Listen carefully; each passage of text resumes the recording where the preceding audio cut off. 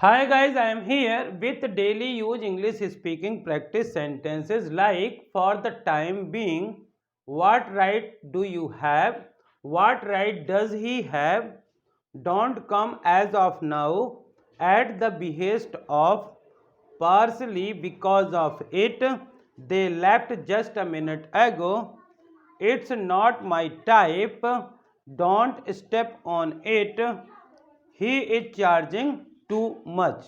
So these are some sentences dear friends we use. हम इसी प्रकार के सेंटेंस अपने डेली लाइफ में कन्वर्सेशन में करते हैं। तो यदि आप भी इन सेंटेंसेस के थ्रू या इन सेंटेंसेस को सीखना चाहते हैं तो प्लीज़ सब्सक्राइब कीजिए पंकज इंस्टीट्यूट ऑफ इंग्लिश तथा इसे ज़्यादा से ज़्यादा लाइक और शेयर करिए। Let's start our first sentence for the time being. जब आपको किसी व्यक्ति से कोई चीज़ थोड़े समय के लिए, कुछ समय के लिए या फिलहाल के लिए चाहिए होती है तो बोलते हैं फॉर द टाइम बीइंग, फिलहाल या थोड़ी देर के लिए। जैसे may I use your bike for the time being, क्या मैं थोड़ी देर के लिए आपकी बाइक ले सकता हूँ। What right do you have, जब कभी कोई व्यक्ति हमको कुछ ऐसा कहने लगता है जिसमें हमको कुछ अच्छा नहीं लगता तो हम बोलते हैं What right do you have, आपको क्या अधिकार है। right मतलब यहाँ पे अधिकार से है। What right does he have, ये फ्रेंड्स कहते हैं वैसे have का जो यूज होता है वो आई यू बी दे के साथ होता है, लेकिन जब यहाँ पे डज लग जाता है तो हम यहाँ पे ही सी इट नेम के साथ भी हैव लगाते हैं। What right does he have, उसे क्या अधिकार है, वह ऐसा क्यों बोल रहा था, उसे ये क्या अधिकार है। What right does he have. और एक फ्रेजेस होती है एज ऑफ नाउ।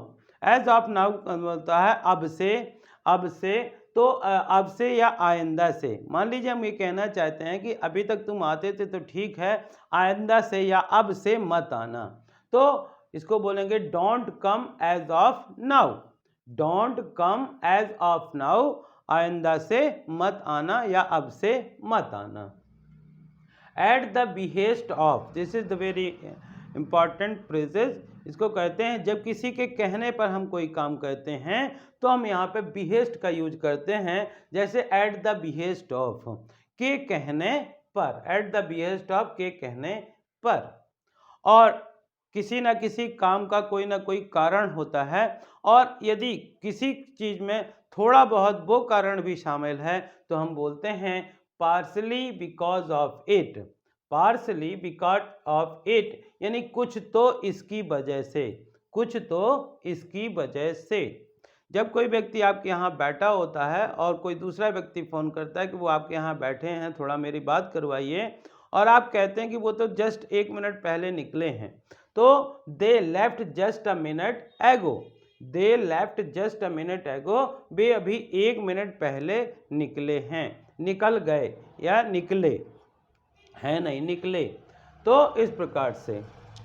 हाँ डियर फ्रेंड्स, हर व्यक्ति की अपनी कोई ना कोई चॉइस होती है। Everyone has his own choice. यदि आपको कोई ऐसी चीज़ दी जाती है जो आपको पसंद नहीं होती है, जो आपके पसंद नहीं होती, तो आप कहते हैं it's not my type. It's not my type यानी कि मुझे जैसा पसंद है वे ये उस तरह का नहीं है।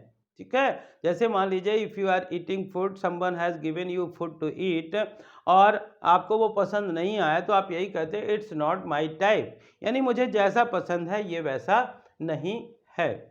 डोंट स्टेप ऑन इट, जब हम ये कहना चाहते हैं किसी व्यक्ति से कि इस पर पाँव मत रखना या इस पर कदम मत रखना, तो इसके लिए यूज करते हैं don't step on it. Dear friends, कभी कभार ऐसा देखा जाता है कि सेम प्राइस की चीज़ों को कुछ लोग ज़्यादा पैसा लेते हैं, या मान लीजिए आप कहीं पे गए हुए हैं और किसी उस चीज़ का रेट आप जानते हैं, फिर भी कोई व्यक्ति आपसे ज़्यादा मांग रहा है तो आप कहते हैं या आप कहते हैं या कोई आपसे कहता है he is charging too much. He is charging too much, तो चार्जिंग टू मच का मतलब होता है बहुत ज़्यादा पैसा लेना या बहुत ज़्यादा पैसा लगाना। इसी को हम कहना चाहते हैं कि ही चार्जिंग टू मच, यानी वह कुछ ज़्यादा ही पैसा ले रहा है। वह कुछ ज़्यादा ही पैसा ले रहा है। So dear friends, these are some sentences which will help you to learn English. तो ये आप, आई होप कि आपको इस प्रकार के ये सेंटेंस पसंद आए होंगे। यदि ये वीडियो पसंद आया हो तो इसे ज़्यादा से ज़्यादा लाइक करिए, शेयर करिए, और यदि आप चैनल के लिए नए हैं तो प्लीज़ इसे सब्सक्राइब करिए, बेल आइकॉन को प्रेस करिए, ताकि इस प्रकार के वीडियो जब भी अपलोड हों तो उनका नोटिफिकेशन आप तक पहुंच सके।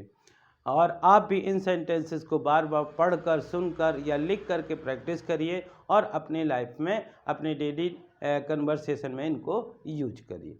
Thank you for watching.